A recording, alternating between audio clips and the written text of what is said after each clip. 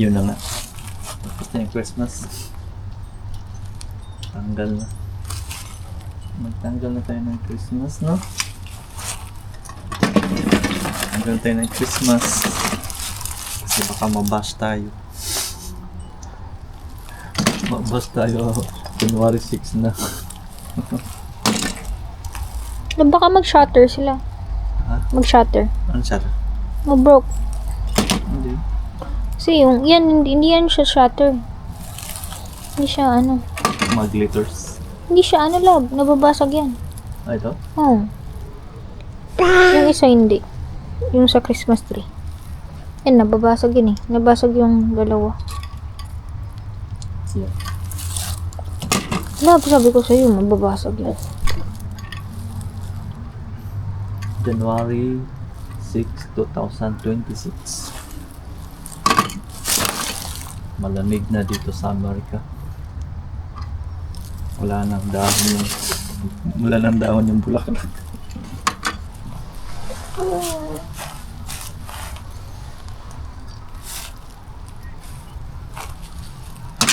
Magtanggal na tayo ng Christmas.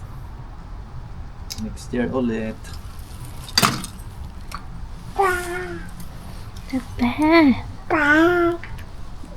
Kala ba?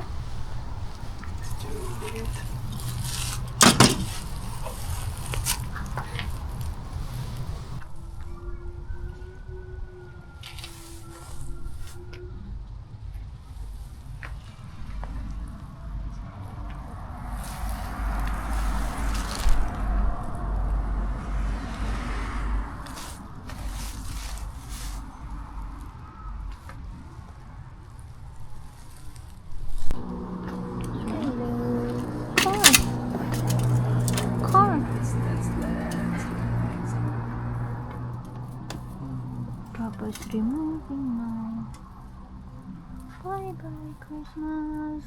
See you again. Tapos na yung Christmas. Bye to the Christmas, Zoe.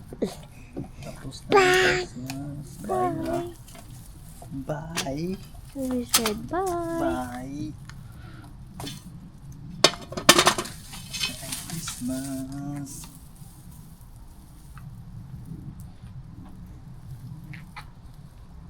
Yeah.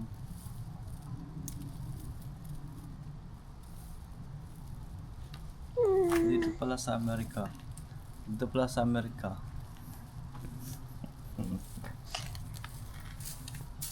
Yan yung ribbon. Mahal yung ribbon.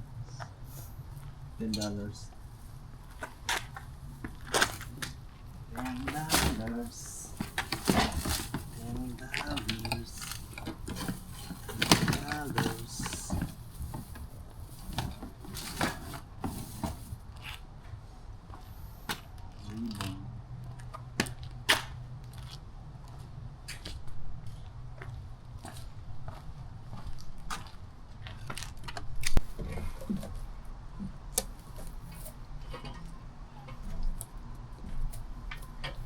Dito pala sa Amerika, mag-start ka mag-decorate pagkatapos ng Halloween. November 1 na Halloween, di ba? Pagka November 2, pwede ka na mag-decorate ng Christmas. Tapos pagka December, pagkatapos ng December, January 1, tanggalin mo na. Kasi may mabash ka.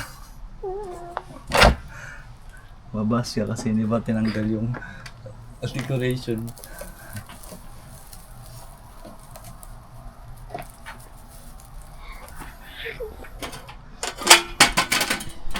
Sa Pilipinas, September pa lang, nag-decorate ka na. Ito.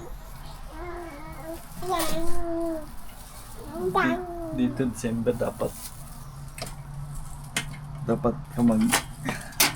magdaan ka pa lang mag-decorate.